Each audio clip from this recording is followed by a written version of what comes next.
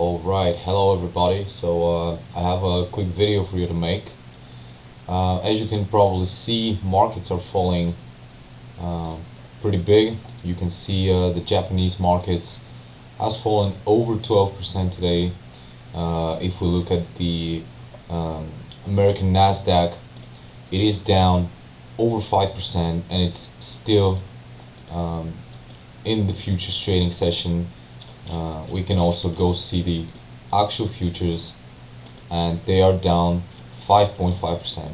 Okay, so this video I decided to make in order for me to explain, or at least try to explain to you why this is happening. So let me first start by saying that I've been warning for this event for quite some time actually now. Um, I was a little bit early. However, all the risks were aligned, and all my closest people to me have been warned multiple times for the opportunity of an event like this happening in the medium to short term. And it's finally here. Okay, so this video is not to boast for me predicting this. This video is more to explain why this is happening and potentially what you can do to capitalize on it. Okay? So first, let's start with looking at the recent economic data last week. Okay? So all in all, for the past, let's say, year, the economic data has been pretty good, right? Pretty good. In the scenario that we're having, or should I say, in the unprecedented interest rate raising that we've had since the pandemic. You can see the bonds right here, 10-year yield. We've had a rate raising cycle like we haven't seen in a long time, right?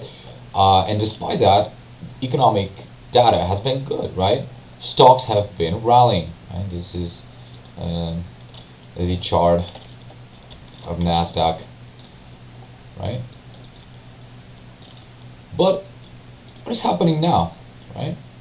Well, what we saw last week is that we're having actually a pretty solid deterioration of the economic data.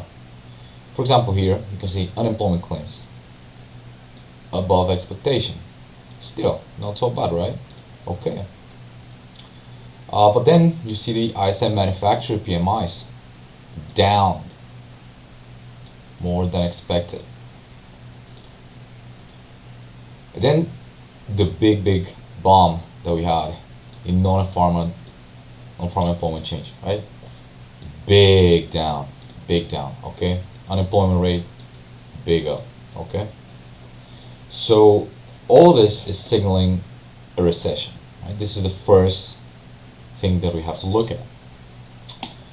And considering that we had the Fed actually having their monetary policy meeting, and what they did is, well, they didn't do anything. Right? They signaled that they're ready to lower the rates at their next meeting. But of course, they can also do an emergency cut. Well, they didn't say that, but many people expected. However, I don't think that's the ideal scenario, and I do think that that could add fuel to the fire. Okay, it's not great. Right? If they do that, then they're already too late, and I think they are. But then again, they didn't have any other alternative. This is the result of monetary easing for years and years, money printing, you know the deal. Right? Okay, so we went over that. The trend is clear, and we have a recessionary economic data. Okay, so the next factor, one of the factors that I've been warning a lot about, is Japan. Japanese markets today down over 12%, huge drop. The drop like that hasn't been seen in, well, it's only been seen only once, and that was, I think, in the 80s. I'd have to double check that, but it's an immense drop, right? All of the yearly gain has been erased. And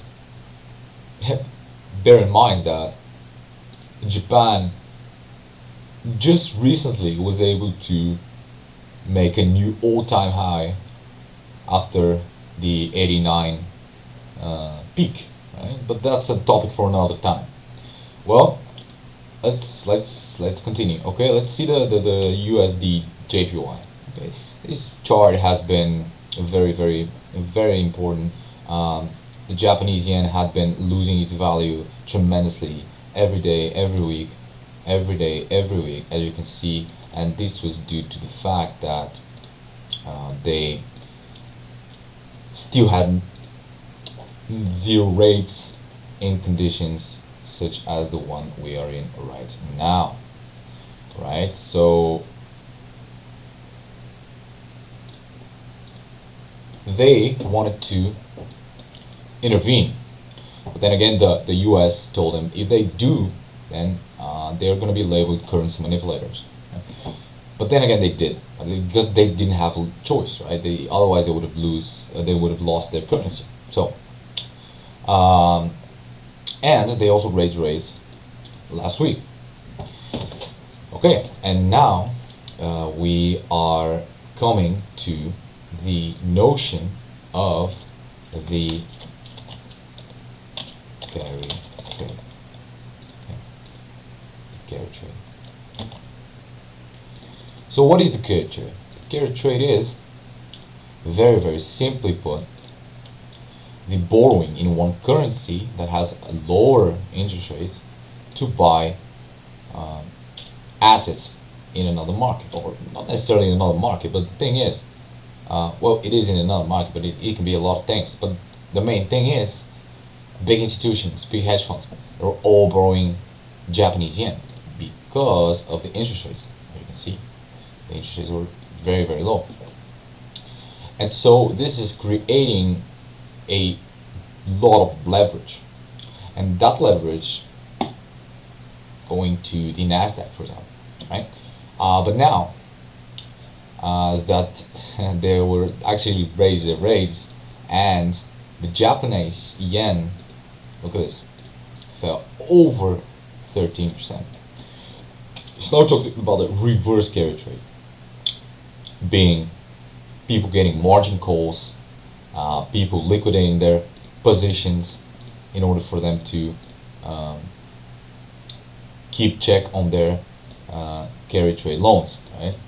And this is very big because it can be a circuit breaker. A lot of people are talking about this now, only after the fact, and I guess so am I, right? But I have been warning about this in my private circle for a long time, and I was very wary of this, was watching this very carefully. Of course, the mainstream media wasn't really concentrating on this. Sure, they were saying about the yen, but they were not really explaining why this is so important. And of course, I'm not going to be able to go into that much detail in this video, since it's already almost 10 minutes long, and I haven't covered even half of it, more like a quarter. But essentially, this is also very dangerous for banks, for Japanese banks as well. So we can see quite a bit of turbulence. The Japanese VIX is also up like 100% today, so this is also not that great at all. And this can lead to big deleveraging and overall a lot of trouble. So we have first factor, economic data. Second factor, Japan. Third factor, war. Okay, war. Iran has been pretty vocal about what they're trying to do now, trying to attack Israel.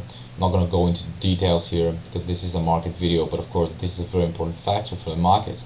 So and US also warned that they are going to attack today, tomorrow, or the day after. So this is also a big thing, and course, as you know, political uncertainty, especially when Iran and nuclear power has been involved in, it can escalate, and that's also a factor that we can see. Uh, and oh, and by the way, what the Japanese are doing in order for them to save their yen, right? They're dumping U.S. treasuries, which is not great. It's not good. It's not good, and this you can see this in the price. And also, I'm sorry that I'm gonna go back now a little bit, but there's just so much stuff. I can also send you some research papers about this, so that you can get informed in a lot more depth. Uh, or if you're interested, I can start doing these videos again uh, to educate you. And okay, so the thing is, so it's yeah, it's not looking good. Okay, let's just say that. And U.S. markets um, have been on the rise for quite a while, despite all of this. Right? Well, sure, but then again, if you look at the concentration, it's mostly been the big tech. Right? So, like, this can be explained in several ways. Right? This is the Russell, as you can see, just recently had a big of a rally, but couldn't take out the high. So I could explain this by saying that the big companies, the big tech, they have cash piles, they have buying power, they have um, enough juice, so to say, that they can withstand those higher interest rate environment. They can also get better loans because of their cash piles.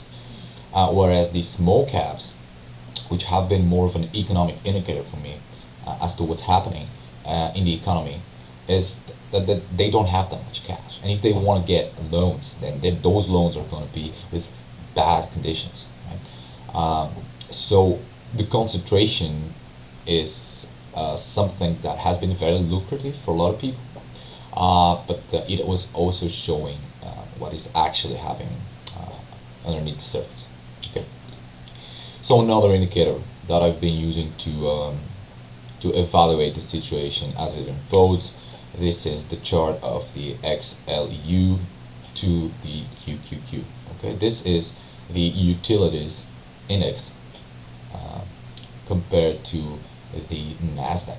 Okay, as you can see, it has been going down. Okay, because as it's going down, this means that it is risk off, risk on. Sorry. So since, well, you see here the market was down. Right? Might probably remember, but the market was actually down here, and since we've had this huge bull run of the big tech, it's been going down steadily because the XLU is actually the utilities sector, and the utilities sector is risk off. Okay, so big money goes to the utility sector when they are scared. Okay, because it's the least volatile sector. It is performing the best in recessions. Okay, and what we can see here is we've actually started going up aggressively. What this means is that the XLU or the utilities are outperforming the tech. This can also be said about the XULA SPY. Okay, it's the same thing. It's even more pronounced right here. So this is another risk indicator that I've been following, and that you should also follow to see where the money is going. Of course, I can also show you some other indicators, such as the lumber gold ratio, which in general, when conditions are good, it's actually going up, and it should be trending up. But that's a topic for another time. It's essentially showing that it could also be showing that the commercial real estate crisis, the potential real estate crisis, right? Because same logic as the other thing. And again, I'm just going over the basics here, guys. Don't quote me on it. I mean, quote me on it if you want, but it's just know that it's so much more than this. All I'm saying is based on years and years of research and experience and looking at those things. So the gold is usually a safe haven asset. Like people go to gold when there's like war, there's uncertainty, there's a recession. Well, I'm not saying an immediate crash, but because when there's a crash, a gold can also fall quite a bit initially. Here you can see that the number's been crashing when you compare it to gold, right? And this is saying that the economy is not doing so great because lumber is for building, lumber is manufacturing, right? So this is also another indicator right here, right? And there's a lot of things that can be said about what's happening, and I've already been speaking for over 15 minutes now. Also, keep in mind that the US markets are not open yet. Right? So it's still like 7:30 in the morning in London, right? So to be down over 5% in pre-market, quite big, quite big. We can also look at the VIX, but yeah, essentially, okay, it's closed now, but I feel the future is probably going to be up like 70% or something. But okay, I just go back. So, well, I do hope that you were able to pick up some of what I've said, and what I'll be doing now is I'm going to be waiting for the market open to see what's going to happen, and see if the Fed's going to react soon. And of course, if they do cut, if they do an emergency cut, then that's not gonna be ideal. That's not gonna be great for me. And I've been warning that they did a big mistake in 2020, and not just them, the government as well, right? Like it was like it's very very very bad. Like what they did, like not just in 2020, like since '08, it's just been monetary easing and monetary printing. There's a very nice website that you can look at actually. It's called US Debt Clock. So essentially, once yeah, you can see the national debt, and there was a very nice statistic actually that it took the US 150 years to get to $150 billion of debt, and then it took them a few years to do trillions of trillions, right? It's insane. And the thing is, if we do go into this credit event, this recession, and they have to cut rates, that's not going to be good for inflation. That's not going to be a great signal to the markets about what is happening, about why they're doing this, and about what's going to follow. Okay, while it could save the markets, that would be their ideal. But then again, inflation is not that. Of course, it's on the down. It's been going down. But if they do get rid of the rates, then that can reverse. Okay, and we can have more inflation again. And I can do some more videos on this. I can do more videos on the debt, on the items here, and on everything. But essentially, I think they did a big mistake in 2020, and what they should have done is they should have let the economy run its course. They should have let the recession happen, because this is the only way that we would have avoided a bigger recession. This is the only way that we would have avoided inflation going up, because when there is a recession, people were spending less. When people were spending less, inflation is going down. Okay, so thank you everyone for watching this video. I've just been ranting, freestyle, general overview of what's happening, and I thank you so much. And maybe I'm gonna do some more videos if you're interested, to inform you about what's next and in the development in the markets as they happen. Thank you, and bye bye.